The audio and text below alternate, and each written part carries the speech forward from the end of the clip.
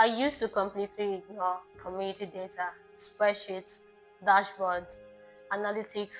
It all felt too corporate, too cold.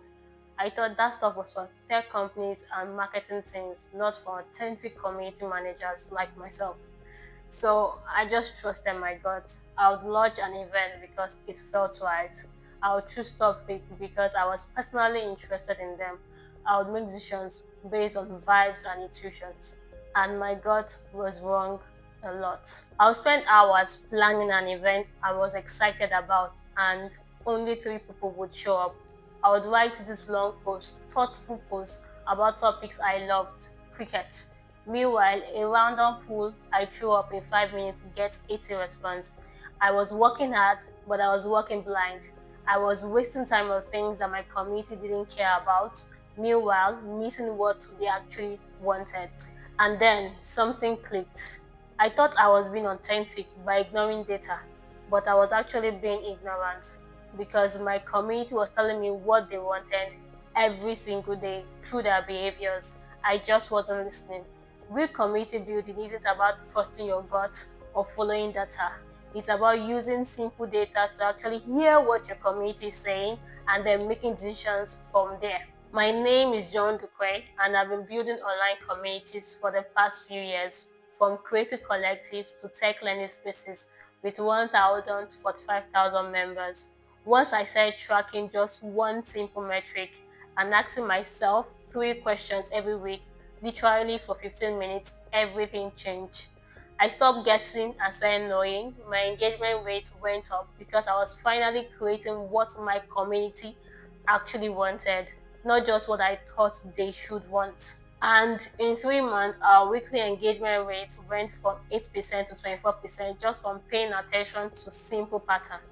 So, in this video, I'm sharing the one metric I track that changed everything, the three question framework I use every day that takes 15 minutes, and how to do all this with zero fancy tool, just a notebook or a simple spreadsheet.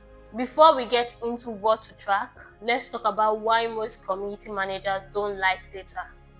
When people say track your community data, what they usually mean: install analytic tools, monitor 20 different metrics, create dashboard, export reports, analyze trends, build projections.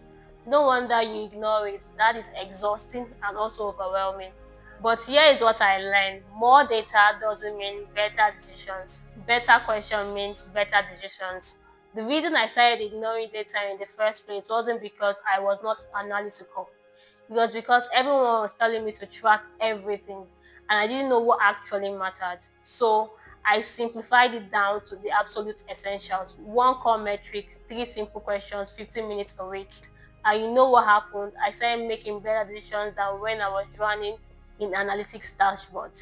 Also, if you want to track business data, it is better that you integrate your community into your company's CRM, because data isn't about having all the information, it is about noticing the right pattern. Your community is already telling you what works, you just need to know what to listen for. Let me show you. Most community managers track vanity metrics: total numbers, page views, downloads. These numbers feel good, but they don't tell you if your community is actually healthy. And sometimes it's also dependent on the company and what the company wants you to track. You can have 1,000 members and a dead community, or 100 members and an incredibly engaged one. The metrics that actually matter is participation. How many people are actively engaging, not just existing in your space.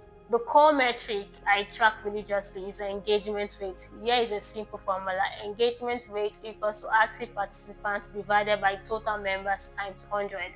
Active participants equals to people who commented, posted, reacted, attended an event, or contributed in any meaningful way during your tracking period. I use weekly. This tells you the health of your community at a glance. A 5% engagement rate means your community is mostly spectators, and a 30% engagement rate means you have a genuinely active space. Here is how I track without any fancy tools. Every Friday at 4 p.m., I make a calendar reminder. I spend 15 minutes doing a quick audit. I open my community platform: Discord, Slack, Circle, Facebook group, whatever. I just count: one, how many unique people commented or posted this week, or how many people reacted or engaged in any way, also how many people showed up to an event or activities. I write this number down, then I look at my total count, do the math, write down the percentage. That is it. No complex dashboard, just what percentage of my community actually participated for this week.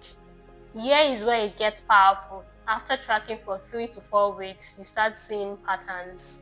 Our engagement rates drop every time I post on Fridays afternoons. We get 2 times more participation when I use polls instead of open questions. Events on Tuesday evening constantly outperforms weekend events. You are not guessing anymore, you are noticing. So, when you know your engagement rate, you can now make informed decisions. You are not flying blindly. You are actually listening to what your community behavior is telling you. But the engagement rate is just the foundation. The real magic happens with these 3 questions. After I track my engagement rate, I answer these 3 simple questions. This is what turns data into decisions for me. Question one: what worked? You need to know what to do more of. Most people just keep doing the same things without noticing what's actually landing.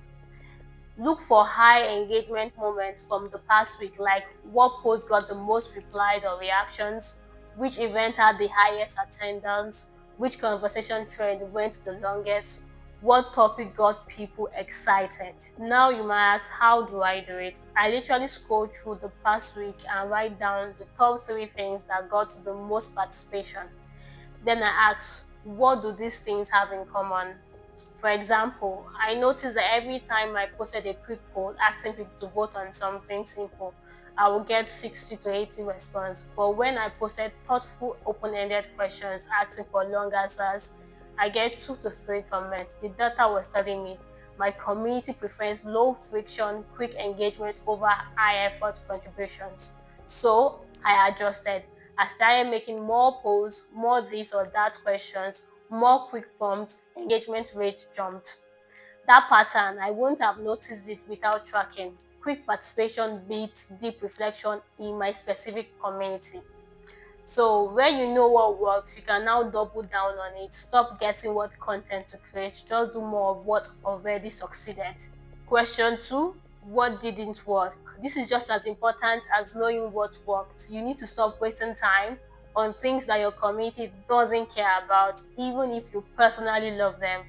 Look for low engagement moments like what post got ignored, which event had poor turnout, which topics fell flat, and what timing consistently underperforms.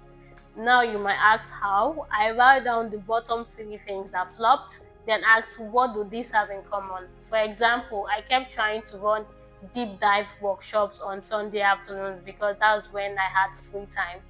Every single one had 2 to 4 people show up out of 200 members. The data was clear. Sunday afternoons don't work for my community, no matter how good the content is. So I stopped fighting it. I moved the event to Tuesday evenings, attendance tripled. The lesson: my schedule preference don't matter. My community's availability does. When you know what doesn't work, you stop wasting energy, you cut the dead weight, and free up time for what actually moves the needle. Question three: who are your champions? Your most engaged members are your secret weapons.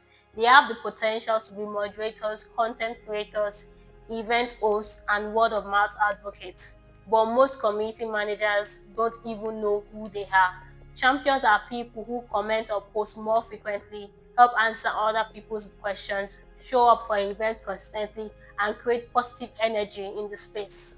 Once a week, I literally write down 3 to 5 names of people who showed up the most that week.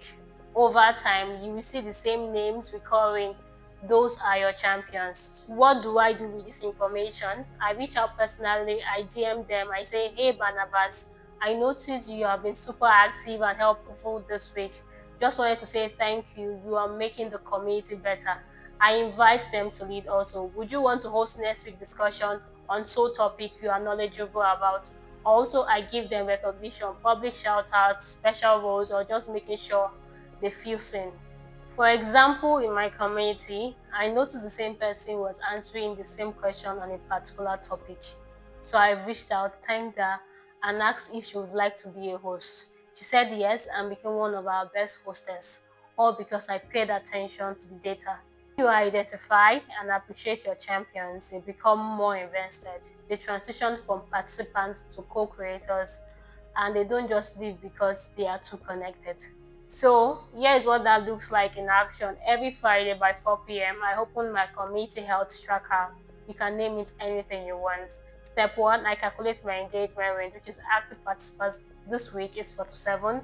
Total members is 215. Engagement rate is 22%. History question 1. What worked? Tuesday evening, question and A, 35 people. Polls about favorite tools, 68 votes. Member spotlight post, 24 comments. What didn't work? Sunday workshop, 4 attendees. Long text post about theory, 1 comment. And late night discussion prompt, 0 engagement. Then number 3, I asked myself, who are our champions? Probably Sarah, Mike, Ekemini, Jessica, Dotun, and Samuel. Step 3, I make one adjustment for next week based on this. Next week, I am going to schedule more events on Tuesday evenings and use more polls and reach out to Sarah or probably Ekemini to see if he or she wants to propose something. Total 15 minutes, that is the entire system. Now, what if your community is small? But my community has 30 people. Does this still matter? Yes, even more so. In a small community, every single person matters. Knowing that 9 out of 30 people engaged this week, which is 30% engagement rate, that is exciting. Tells you about your community health. And when you see that only 3 people engaged, that is 10% engagement rate, you know that something needs to change before people start leaving. Small communities need data more than big ones because you are closer to the edge. You can't afford to ignore patterns. You don't need fancy tools. A notebook works perfectly for 30 people. Track who shows up, notice patterns, and then you adjust. Here is my challenge for you this week. Track your engagement rate for the next 4 weeks and see the patterns or what patterns you notice. I guarantee you, you will learn something about your community you didn't know. Drop a comment and tell me what's one pattern you've ever noticed in your community, even without the formal tracking. I read every comment and I bet we'll learn a lot from each other.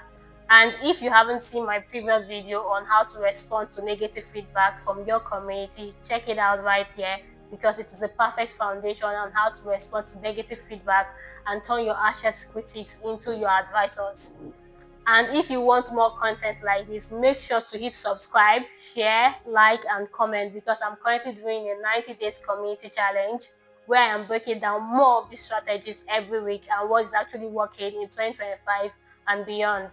I need you to know data doesn't have to be overwhelming. It doesn't have to be corporate or code. It's just paying attention to what your community is already telling you through their behavior.